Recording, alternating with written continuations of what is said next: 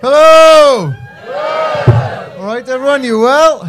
I like asking, most people know, and then one person for everyone. Woohoo! You're having too much. Who is the person who was having the best time there? I am. All right, she's gone quiet. That's how most of my chat lines go. Just start talking and then nothing. My name's Phil, and I come originally from Wales.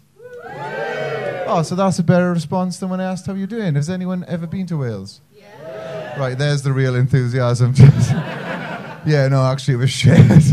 Did you have a good time? Yeah. Really? Oh, I was expecting a bit more, but thanks for coming. Look at the type of person who just got in and had to fight your way out. Like, most people are usually like, you have to pay to get in. It's like the world's shittest theme park, really. What ride is that over there? That's unemployment. What did you say? Are you anyone in from Wales? Yeah. Oh, right, there we go. Sorry, I was wondering why. I felt like a bit of what part of Wales are you from, if you don't mind me asking? Oh, yeah, good. So I come from the Rhondda, right, which won't mean anything to you, but to give you an idea of what it's like, right, I was going to train home recently, genuinely just laughing at that. Just to give you an idea of what it was like, right, I was going to train home recently, and the driver came on the tannoy, and he said, "This train is now arriving in the Rhondda. I'm sorry." Even to be fair, that driver's name is Barry, right? And he does that joke every week. And we laugh every week. And you're doing your bloody sheep noises, you? Well, I didn't pull her, I'll take you instead. If that's what you want. I was halfway through a joke, you just seemed like you'd gone mad there, just going back. You did do a sheep noise, didn't you? I wasn't... No, I've got friends in Wales, you know. Friends in Wales. Sounds like you can communicate with them really well. I'll tell you all right, I'm having a go at Wales, but the one thing I am proud of, and I'm not sure if you're proud of the same thing, I genuinely think we have the best flag in the world, right? Now, hang on. One person, oh God, no. Just hear me out, right? Because every other country, when they were making flags, they did this, didn't they? They went, look, it's just shapes and colours and that represent some aspect of your identity as a nation.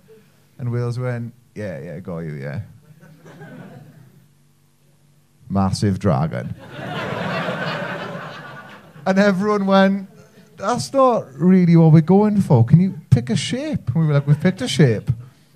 Shape of a massive dragon, what do you... But my favourite thing about it is, right, if I was going to put a dragon on a flag, like if I decided to do that, I would have made him doing something dragony, do you know? Like flying through the night, or burning villages or something. But if you look closely at our flag, it just looks like he's awkwardly turned up to the wrong business meeting. Look close, it looks like he's done this. Oh, shit. Is this not floor 3? I thought this was I'm the dragon from the... I need this. It's hard getting work when you're a dragon from a flag.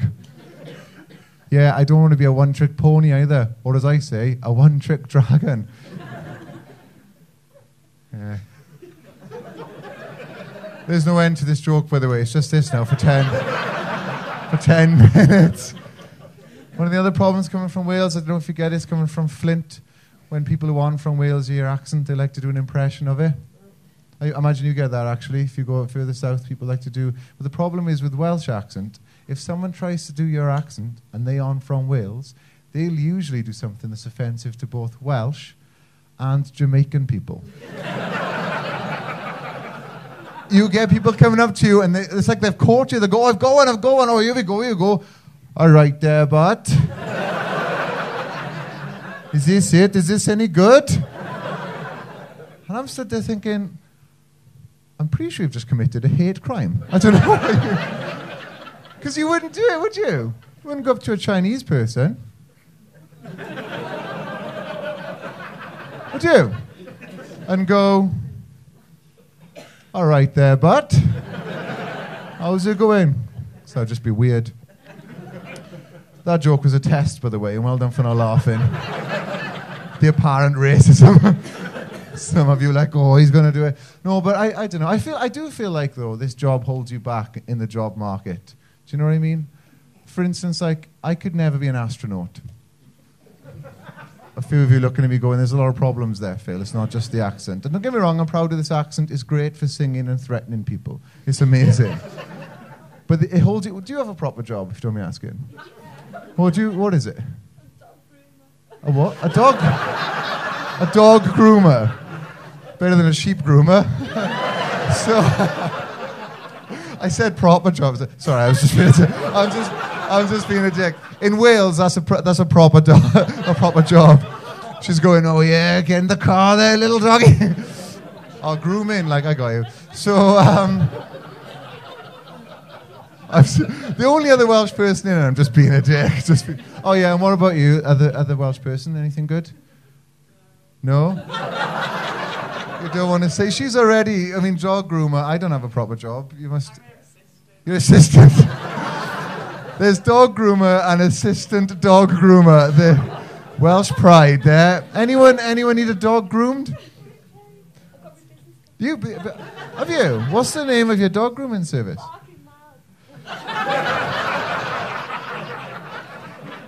I'm not even gonna. So I feel like that's better though, because I couldn't get a proper job. Like, for instance, I could never be an astronaut, right? Because I couldn't be. They wouldn't let somebody who sounded like this, would they, be the first man on the moon? Would they? Because I could be the most qualified astronaut on the planet, couldn't I? I could have all the NVQs, right? But they wouldn't let somebody who sounds like this be the first man on the moon. Because when Neil Armstrong went to the moon in 1969, he said one of the coolest things ever, didn't he? He said, it's one small step for man, it's one giant leap for mankind. That's amazing. I'm pretty sure he thought of that on the way up, though. That's not ad-lib, is it? He was in the rocket beforehand going, Buzz, mate, wait till we get to the moon. I've got a killer line, seriously. Live at the Apollo 11, here we go. But actually, I've got one problem with that, right? You know he says one small step for man. You can't actually take a small step on the moon, can you? Because there's very little gravity. So if you watch that back, what he does is, he goes like this. One small step for man.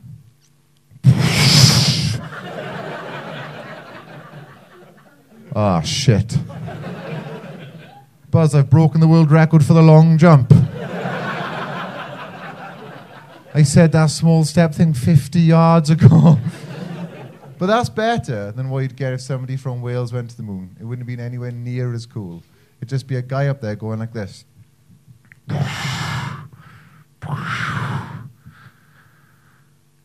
Tidy. Yeah, it's alright, this moon.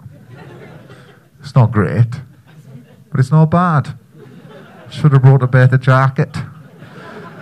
And you'd have NASA back home going, come on, Gavin, say something better. Millions of people are watching this. You've got to say something better. And he'd go, oh, yeah, sorry, right, okay.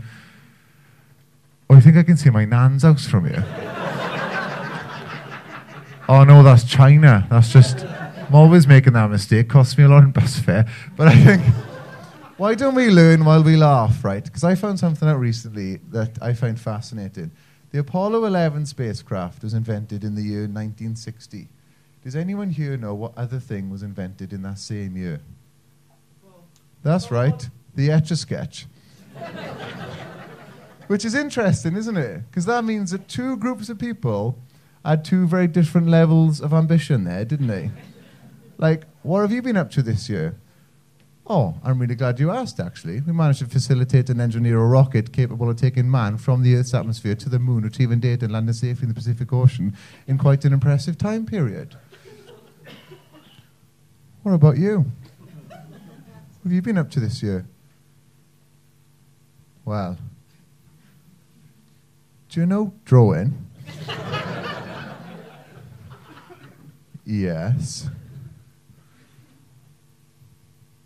We've made it harder. How?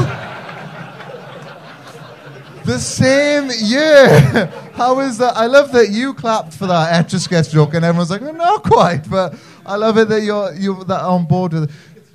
Yeah, it's good. Yeah, thanks. You're just shaking. You're shaking with rage. It's like I just love shaking things. I just love it. Oh. Actually, tell you what, before I did this, right, I used to have a proper job. That is not a joke. She was like, did you? I did, right? I used to work in an autistic primary school, right? So now you feel like a dick. And I used to do one-to-one work, right, with a 9-year-old boy named Keith, right? Now, my problem always was, you can't be 9 years old if your name is Keith. Can you? Because that's not a name that works with our age range. If I didn't start by saying I used to work in an autistic primary school, if I just said I used to work with someone called Keith, you'd have all gone, oh, you're a plumber, were you? Used to go around driving a van, listen to Jeremy Vine's show and leering at women out the window. We did those things as well, and that's why I don't work there now. But Keith, he was one of those kids. If you call your child Keith, you have taken away his childhood. Because all the other kids with normal names, they'd run in and they'd be like, yes, I'm excited, I want to do some playing. But Keith would come in with his hair slicked back and a coffee, looking like he's waiting for his PPI to come through. Any day now.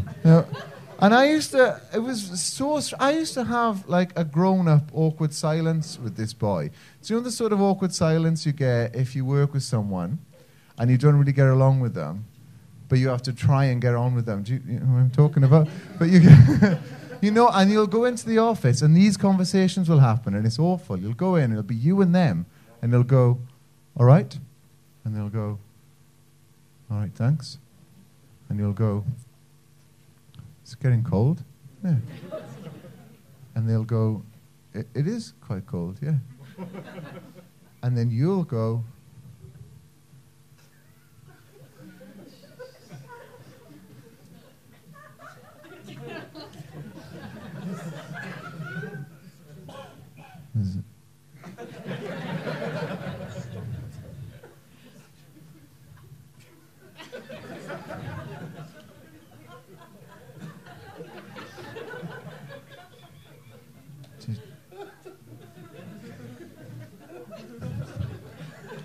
was that the traffic? Oh, you cycled, didn't you? Yes. But the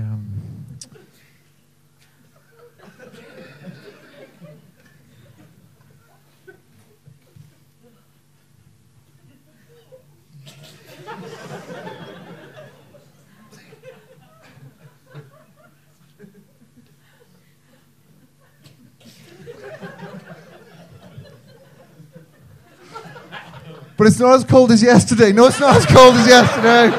It's not as cold as yesterday, you know? The silence I probably went on for too long there. The only other time I've ever had a silence like that, right, is when I went into the gents' toilets once, and I was ringing a friend of mine to see if he wanted to get something to eat. And there were two men, right, both urinating in the urinal facing the wall. I went in and I said, do you want to get something to eat? Do you want to get some fish and chips? One of the men went, no. You're all right. And I said, oh, I'm really sorry, I wasn't talking to you. The other one went, yeah, go on then. So 4 months I've been seeing him. I don't know how to tell him our relationship is a lie. Just going to tell you something before I go, right? I've been thinking this a lot lately. Whatever you end up doing, you start your own business. Got to do you have, yeah, we know. Barking mad. You grooming your dogs. You got one client. You put your hand up earlier, didn't you? And she asked, but no, she's denying it. I'm sure she did. I'm sorry. I thought I got you. I thought I got your dog groomed there, and that's a sentence I never thought I'd say. But whatever you do, if it's dog grooming, right, whatever it is, you got to do it confidently. And I found a really good example of confidence recently, right? It comes from a song in the 90s. I think you might have forgotten it, but if I sing it to you, you'll remember it. It's a song called The Music Man, right? Wait, it's brilliant, because the guy in the song calls himself the Music Man, but then categorically fails to play any musical instrument throughout that song. And we've all remembered it as the Music Man, right? Because I'm going to sing and show you what I mean now. It goes like this, right? I am the Music Man, I come from down the way, and I can play. What can you play? I play the guitar.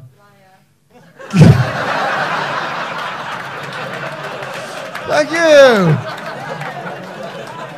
I was going to carry on with that, and now you've made that. Well, I'll try it anyway.